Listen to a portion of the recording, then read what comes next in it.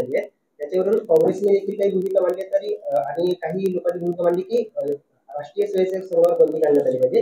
यावरून जे भाजप नेते आहेत चंद्रशेखर बावनकुळे त्यांनी जे भाजप जे आरएसएस वर बंदी घाला म्हणतात ते राष्ट्रद्रोही आहेत, मूर्ख आहेत असा टोला लगावला गेला। काय सांगता?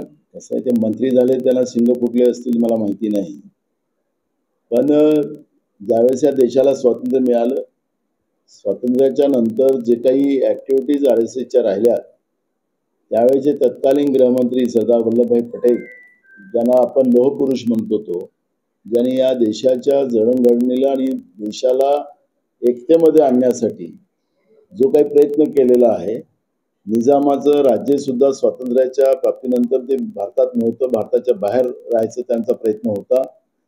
जे आपला मराठवाडा असेल किंवा हैदराबाद भाग असेल, हे सगळेचे सगळे भाग हे निजामच्या ताब्यात होते आणि तीच भूमिका त्या काळामध्ये सरदार वल्लभभाई पटेलनी घेतली आणि त्यांना या भारतामध्ये समावेश करून घेतलेला आहे। त्यामुळे अशा सशक्त व्यक्तींनी त्या काळात सरदार वल्लभभाई पटेलनी म्हटलं होतं की आरएसएसवर बंदी घातली पाहिजे। मग आता हे जे काही मंत्री बोलतात आहेत या सरकारचे, आरएसएसची वकिली करतात की काय करतात मला त्याच्यावर जायचं नाही, पण मग सरदार वल्लभभाई पटेलला हे देशद्रोही जाहीर करणार आहेत का, हा मुद्दा या ठिकाणी आहे। त्यामुळे कोणाबद्दल काय बोलावं, लावली जीभ टाळूला आणि काही बोललं असं नाही चालणार। आखरी कायदा सगळ्यांसाठी असतो आणि त्या कायद्याप्रमाणे सगळ्या संस्थांनी वागलं पाहिजे, एवढीच आमची भूमिका आहे।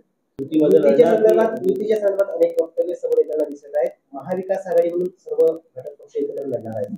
बघा, आमचं बोलणं चाललेलं आहे, स्थानिक पातळीच्या कार्यकर्त्यांना जे काही मत असेल त्या मताप्रमाणे हा निर्णय घेतला जाणार आहे। जिथं कार्यकर्त्यांना वाटलं की आम्ही स्वबळावर लढू शकतो तिथं ते लढतील। काही ठिकाणी ज्या त्या परिस्थितीत जिथं ज्या जिल्ह्यामध्ये ज्या नगरपालिकेमध्ये जी स्थिती राहील त्या स्थितीप्रमाणे निर्णय घेतले जातील। स्थानिक कार्यकर्त्यांना आणि नेत्यांना विश्वासात घेऊन त्या पद्धतीचा निर्णय घेतला जाईल।